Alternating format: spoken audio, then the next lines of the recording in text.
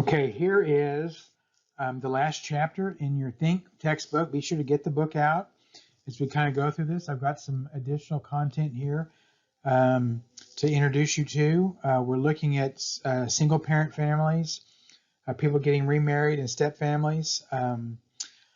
Single parent families are overwhelmingly the norm,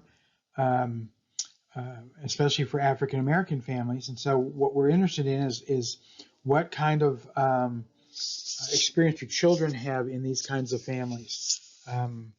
And we want to explore that a little bit more in detail here. So pull your notes out. Let's see what we can write down. Let's see what we can discover here as we kind of go through this chapter and look at some additional content at this experience of families.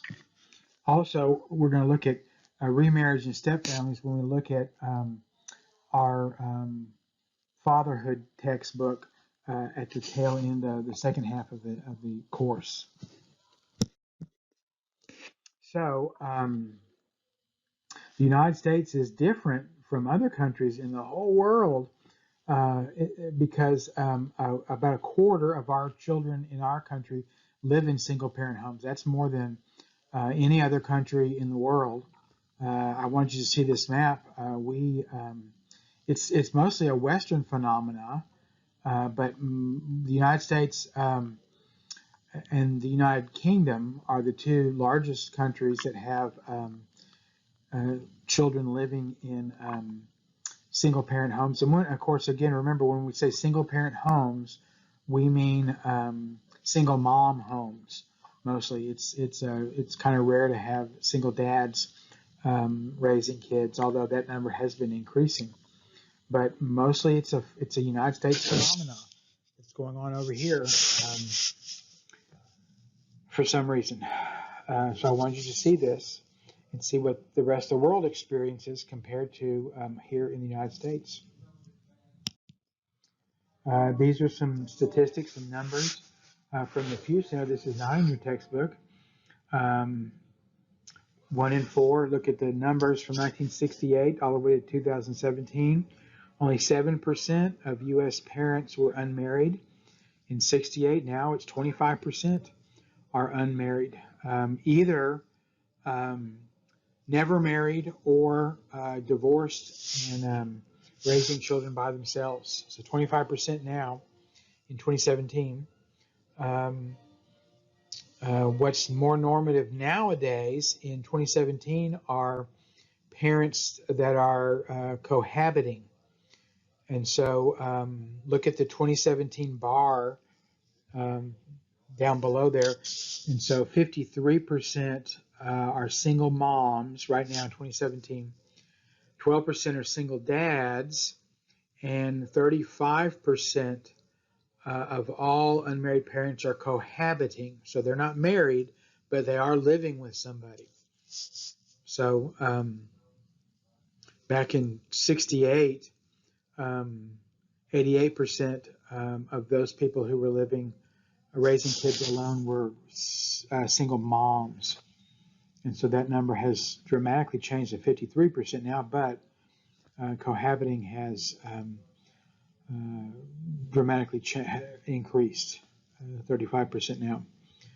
Dads and moms that are cohabiting.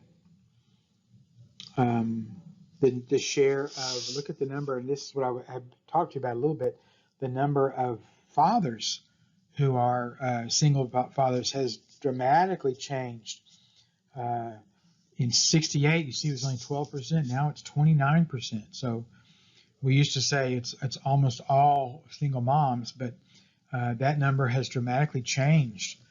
Really, in your lifetime, it's gone up 22%, now to 29% of single dads. But still, it is overwhelming, 71% single moms. It's easier for single dads. They're typically making more money than the single moms are. They have a higher income typically. 3 in 10, 30% of single parents are African American. These are these numbers. I think we've talked about them before a little bit. The dark green are white. The lighter green are black. Hispanic is the kind of the beige color, and then Asian is that gold color there. And so people who are living on their own by themselves, solo, cohabiting, and then married parents. And so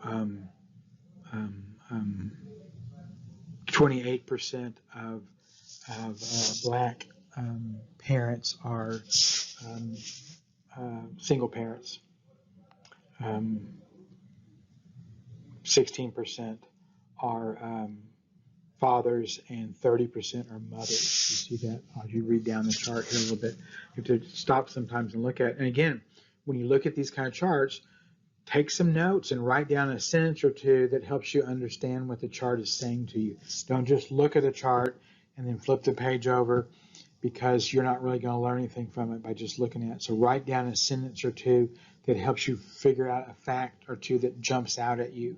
So what looks important to you when you look at a chart like this, and write it down as something that stands out, that seems important to you. Maybe it's a change over time. Maybe it's a particular group. Maybe it's between mothers and fathers, or between males and females, or whatever, but write something down. Okay, so people typically, when they get divorced, there are different kinds of responses to divorce. And this is in your textbook. And so let me encourage you to go and explore this in a little bit more depth, a little bit more detail. What does this mean? These are typically, I think there's a chart in your text that that explains this a little bit in kind of a colorful way, that helps you to kind of see, what this is about. It's on page 261. It helps you kind of see what this is about. But some people, divorce is a good thing and a healthy thing because it was a really bad relationship and they needed to get out of it, and they move on to better relationships, maybe better friendships, maybe better romantic relationships, maybe their family relationships improve. But that's what happens to some people. I think the point here is that divorces are not all the same thing for everybody.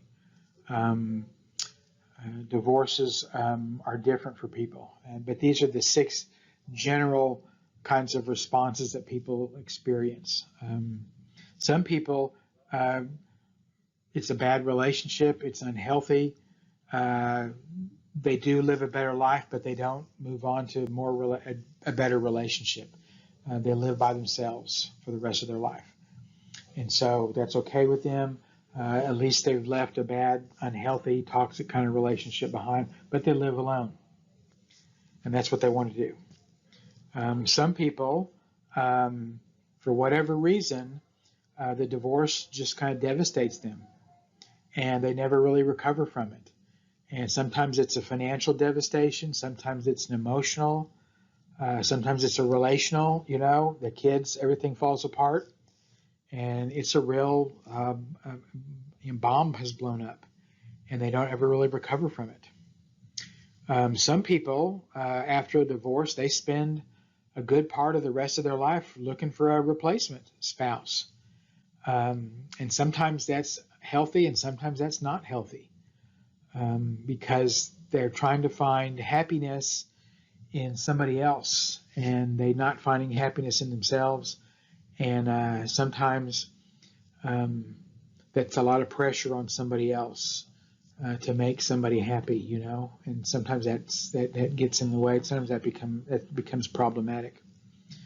Sometimes after a divorce, people start looking for short-term sexual relationships, and that can get unhealthy, and it becomes that gets in the way of taking care of your kids, because your kids need you, because you're the only parent they have left now because of the divorce, and you're out trying to find some happiness, and you're out trying to find some other adult relationships, and your kids suffer because of that sometimes. And so, and these are short-term relationships, and they don't tend to last, and they don't tend to provide any long-term meaningful satisfaction. And then number 6, sometimes, unfortunately, people leave a toxic relationship and end up replacing it with another toxic relationship. They don't really learn about themselves or learn the mistake that they made, and they end up making another mistake. And so these are some problems that people sometimes run into. Sometimes these are some healthy choices that people make, but not all of them are. And what's unfortunate here with 1 through 6 is that oftentimes people get divorced and they have children with them, and their children end up suffering right along with them as they're trying to put their life back together again after a relationship has fallen apart. And so it doesn't work well for everybody else. Sometimes other people have to suffer, and children are not emotionally and psychologically equipped to manage this kind of trauma like an adult is. And so children end up suffering worse and end up suffering later on in their life because of the mistakes that their parents are making. Okay, this is in your textbook. This is interesting information about. You remember there are numbers that we talk about, the mean, median, and the mode, right? So this is the middle number, the duration of a second marriage. So people get married, they get divorced, and then oftentimes people go ahead and get married again. Well, those second marriages last oftentimes less, they're shorter than the first marriage oftentimes. And so for men, the median marriage is only 8 years, 8.5 years. For women, it's only 7 years. And so the problem with these numbers are that if you have children, and usually marriages end in divorce pretty early, and so that means your children are young, and so your second marriage can mean that your children are going to experience a second divorce during their childhood or adolescent period of time. And so what can happen oftentimes is that children experience 2 divorces during their growing up years. And so it's equally devastating for them. And so I wanted you to see these numbers to see that divorce is not something that just happens once. Oftentimes it's something that happens twice to people, and it happens twice to the kids. It's one thing for an adult to decide this is what I want to do, and this is another disaster that I'm going to have to experience, but the kids didn't ask for this to happen. And so oftentimes they experience this, and it's another trauma for them to have to deal with, another relationship that falls apart for them. And again, they're not equipped to deal with these kinds of losses in their life. And finally, I wanted you to see some more research. This is not in the textbook, but how are children dealing with relationships with step siblings and step parents? The chart on the left, this is the percentage of all the adults in America who have step relatives of some sort. I just wanted you to see how big a number that is. So 42% of adults in America right now have at least one step relative of some sort. So, a step sibling or a step parent of some sort. That's pretty big. 30% have a step sibling or step brother, step sister, a living step parent, living, so 18%. That number is smaller because the step parent could have died by now. A step child, 13% have a step child.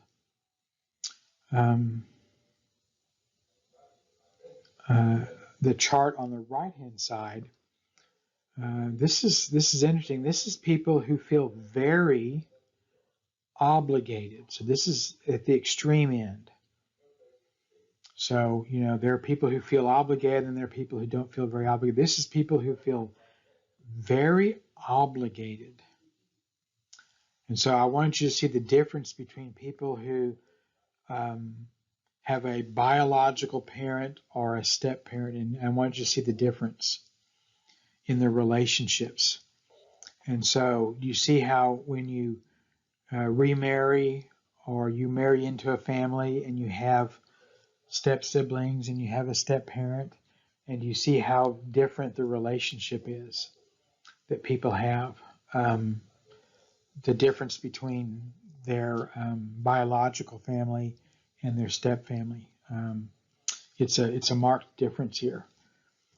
And so I want you to remember this when we read about fatherhood in our next book, because stepfathers and biological fathers are not the same thing. And you see the difference here in this obligation, this feeling of obligation, and the obligation that stepfathers feel toward their stepchildren. The obligation just isn't typically there. And so kids feel that, kids know that as they're growing up. And so there's always something kind of missing there. And so when fathers leave their kids behind and abandon their kids and get divorced and leave, there's a psychological trauma there that you can't just fix that with a substitute or surrogate. A father, he doesn't really replace you. So anyway, I wanted you to see this. This is some new information as you go back and look through this final chapter here, and it has some really interesting information in it. And this is a phenomenon that all of us experience somehow. Your family may not have experienced divorce or separation, but certainly someone in your extended family has, or you've got a friend who's experienced this. And so as you're going through the chapter and reading it and trying to learn about what this is like, it will help you personally be a better friend and be a better family member, but also to kind of understand the experiences of people, and helping you understand why people turn out the way that they do as adults and what's missing in their life. And as a practicing professional later on in life, you can't fix this, you can't change this, but it helps you understand the context that people grew up in, and to kind of explain why they do what they do and why they act the way that they do, and what's missing in their life, and helping you to be a better helper and a better problem solver in the world that you go to work in the world of criminal justice, in the world of social work, in the world of community service. It will help you tremendously. So send me an email if you've got a question about any of this, if something is confusing or doesn't make sense. Be sure to take notes. Be sure to write down what you're thinking about so that you can learn this. That's the most important thing, is that you learn and you understand what's going on so that you can be a better person. Send me an email. Let me know what's going on, and try to find content that you can use in your discussion this week. I will talk to you again as we get into our next textbook.